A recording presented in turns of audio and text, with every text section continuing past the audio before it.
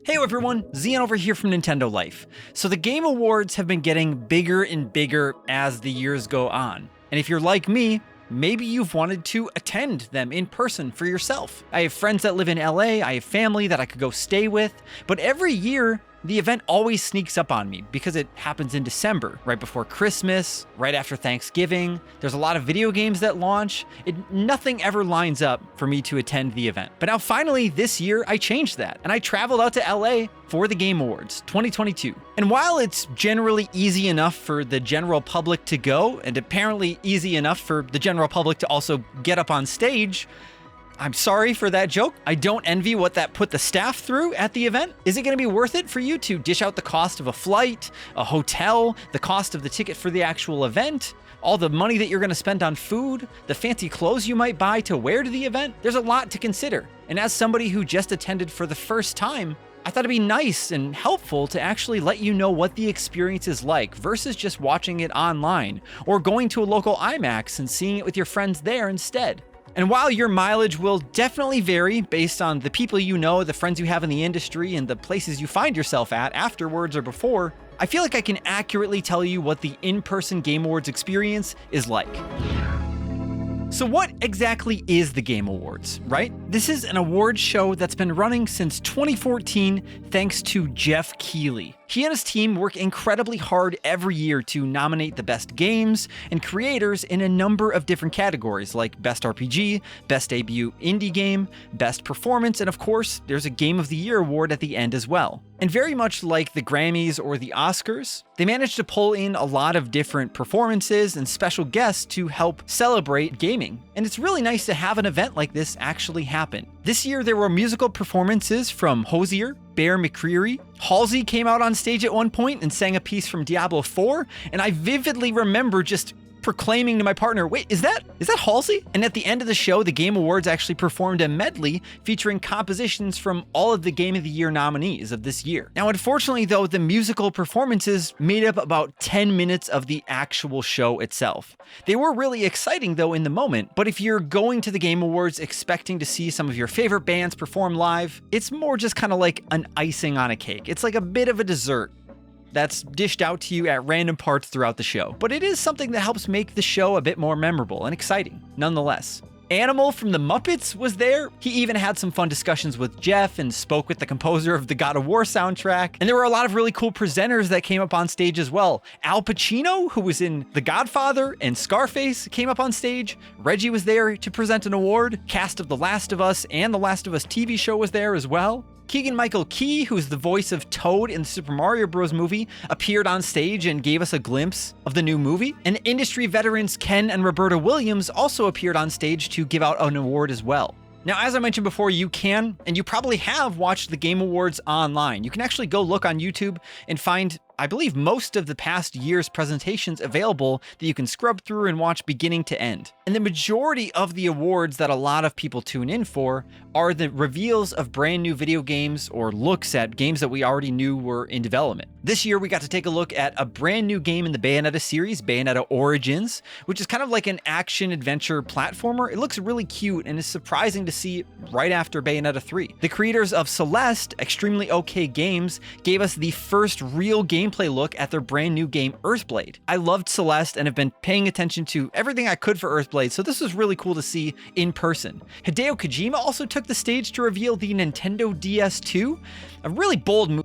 Hades 2 was also revealed at this show. What's interesting is the developers of Hades, all of their past games, they've never made a sequel. So a friend of mine was bringing that up to me, and it's very surprising to see that Hades 2 is the next thing that they're developing, but I suppose Hades 1 sold so well. And there were tons of other PC, PlayStation, mobile, and Xbox games that got revealed at the show as well. But for Nintendo, there traditionally hasn't always been a ton. Bayonetta 3 was shown off one year. Breath of the Wild, we definitely got gameplay. This year, the only Zelda thing we saw was a commercial that played on TV at one point. Now, the trailers and reveals are a pretty contentious thing because some people get so excited for the trailers. Some people only tune into the show just for those. They don't really seem to care about the awards, which is lame because that's what the whole point of this show is about, is the awards.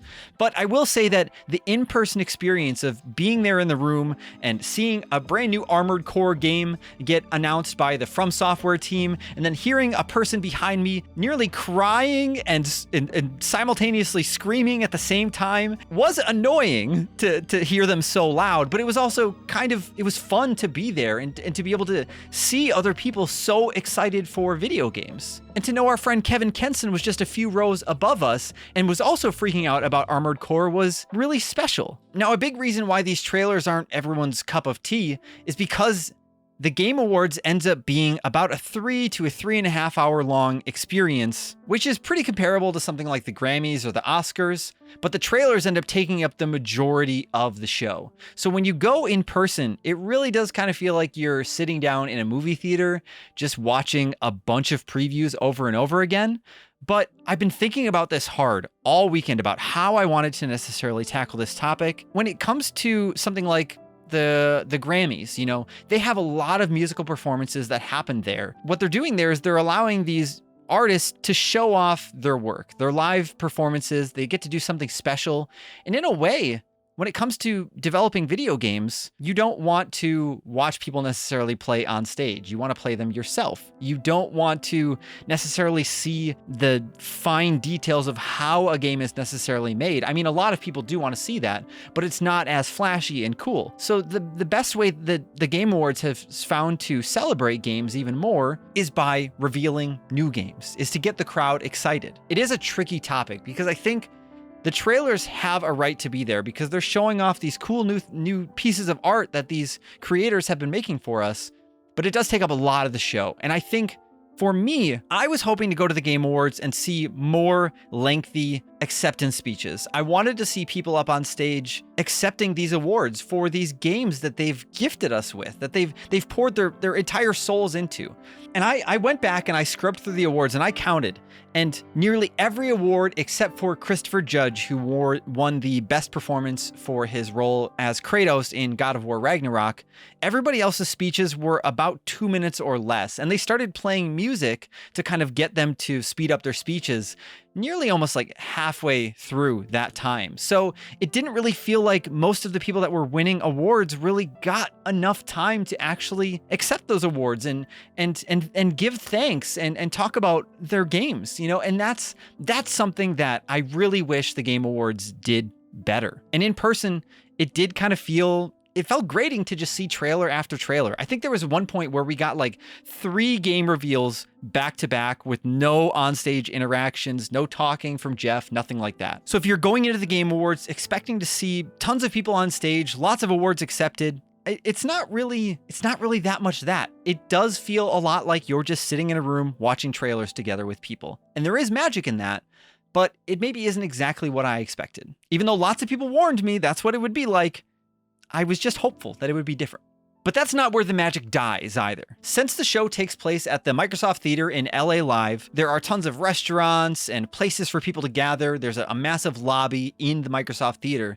And walking through these areas with all of these different gamers and game developers, if you know people in the industry, if you are an aspiring game dev yourself, or you're a writer, or you just play games, you're likely going to see somebody that you recognize in the event. I got to meet Sam Barlow, the creator of Silent Hill Shattered Memories, Telling Lies, Immortality. I recently did a massive video all about Silent Hill Shattered Memories that I interviewed him for, so I'll leave a link to that in the description down below if you haven't watched it just yet. You absolutely should. But the Game Awards was a really special event for me because it felt like I got to see all of these people that I've been chatting with online, or I've seen their works. I got to chat with Gerard the Completionist a little bit as well. And I got to see all these people that I look up to. And that alone right there is something that I can't take for granted. And the Game Awards bringing all of these people together was really lovely. I even brought my Nintendo 3DS in hopes that I could get some street passes, and Kevin Kenson even brought his along as well. And unfortunately, I didn't get a street pass until very late in the night.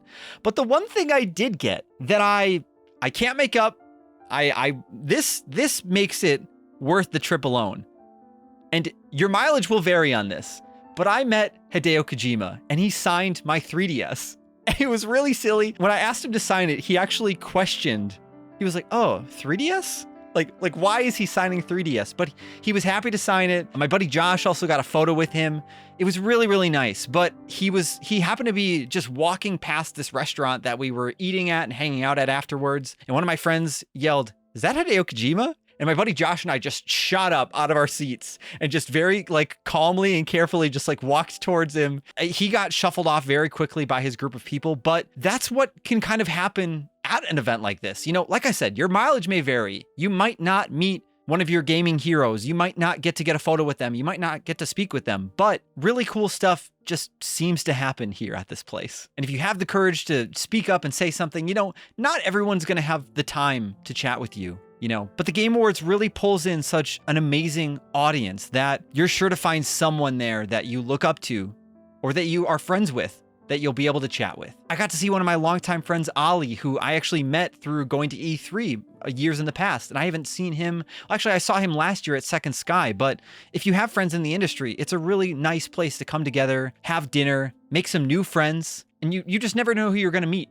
Now, one thing that I didn't consider at all, actually, was the fact that the Game Awards doesn't sell any merchandise. There's not like a booth with t-shirts or canned koozies or pins or anything like that for sale that I noticed. We actually, at the end of the night, there was somebody that came up to us that had traveled all the way from Colorado. I can't remember their name, but they were very nice, super pleasant. They were disappointed that there were no booths or anything for them to buy like a souvenir from or anything like that. So if you're coming to the Game Awards and expecting to drop some money on some exclusive merch or something like that, that doesn't really seem to be the thing. Now, while I was editing this video, it got me thinking about how you're not even given like a pamphlet or anything that states all of the nominees or who the show is put together by or who the musical performances will be. Nothing like that at all. And that would be kind of at least like a nice souvenir to hand out to people as well. But maybe in future years, they can consider something like that. You could still go home with a really cool souvenir, but it's not like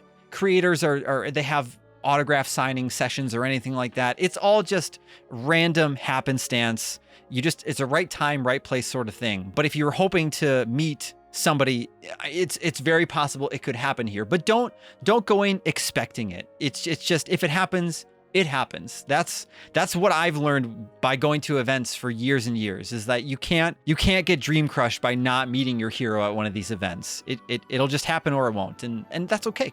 I did want to make a comparison back to the Oscars and the Grammys again as well, because this show draws a lot of inspiration from them. It's a place where games get celebrated and shown off on stage. People get thanked for their efforts. And in turn, I think I mentioned this before, but the show is about similar in length. This year's show, a lot of people were saying that it was shorter. It actually was about just as long as last year's. It was maybe 15 minutes shorter. But if you want to go to something like the Grammys, for example, you actually have to have some sort of ties to the industry, as tickets aren't available for sale to the general public. And even if you have some connection, tickets still run around $250. Now, the Game Awards themselves are open to everyone, and tickets start around $75 for seats and go up from there, depending on if you want to sit closer or maybe in the middle somewhere. Now, unfortunately, the tickets that we bought were off to the left, and we didn't realize this when purchasing them, but we were actually in front of the somewhat smaller stage that Sydney Goodman was on for the pre-show, and that Jeff Keighley was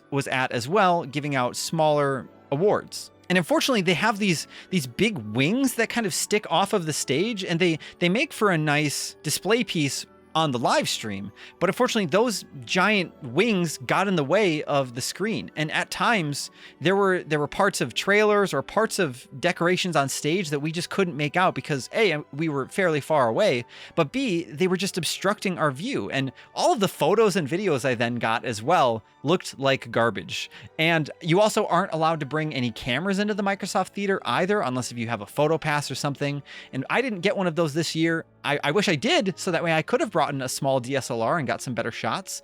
Maybe next year, I suppose, if we try to go back, but just know that the photos and stuff you get aren't going to turn out great. You could see I brought my iPhone 13 Pro Max or whatever it's called, and this was the best I could get. But as I mentioned lightly before, I think my favorite overall thing about the Game Awards was just being able to meet up with friends, getting to hang out with people like Kevin, my friend Josh, Kevin's wife Christine. I got to meet my friends who created Button City, and then just getting to chat with all of these different developers that you just don't get to see in person was incredibly special. And I feel like even though the Game Awards themselves feel like the award ceremony portion is fairly small in comparison to all the trailers that happened.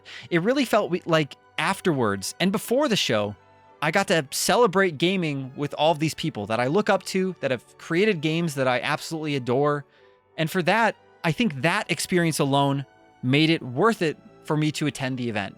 But like I said, your mileage will completely vary. If you're not a people person and you don't want to walk around a room and talk with a bunch of people, I think you're not really missing out just by watching it at home. Halsey, who performed on stage, I can't remember if I mentioned this or not, but she played for about a minute and then she was gone. There were about less than 10 minutes of actual performances that happened on stage. And that was kind of sad to see. I think it depends what you want out of the Game Awards experience. For me, a lot of what I wanted out of this event was to just see friends and people and be able to chat with them and put a real world face to an online picture or the credits in a video game. It was nice to see those people in person and thank them for the games that they've made. But if you're going in for the spectacle of the Game Awards itself, it was insane to see Al Pacino walk out. But we were so far away that it was hard to see him. Even our eyes were a little bad.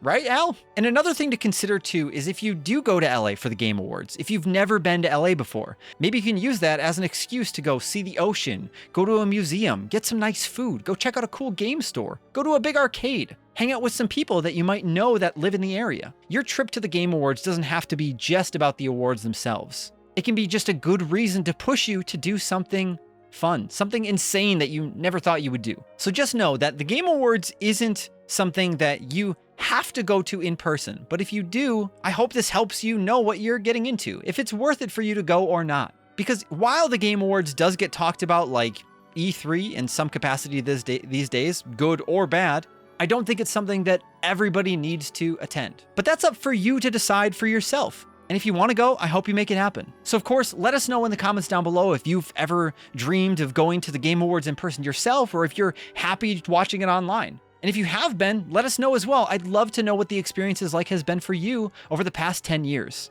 And of course, if you enjoyed this video and you want to see more videos like this, then why don't you nominate that subscribe button for a game award of its own, or start up your own ceremony and nominate the subscribe button. The subscribe button does a lot of work for us, and we appreciate it so much. And we appreciate you too. Thank you all so much for watching. I'm Xeon from Nintendo Life. Stay safe out there, and we will see you all at the Game Award.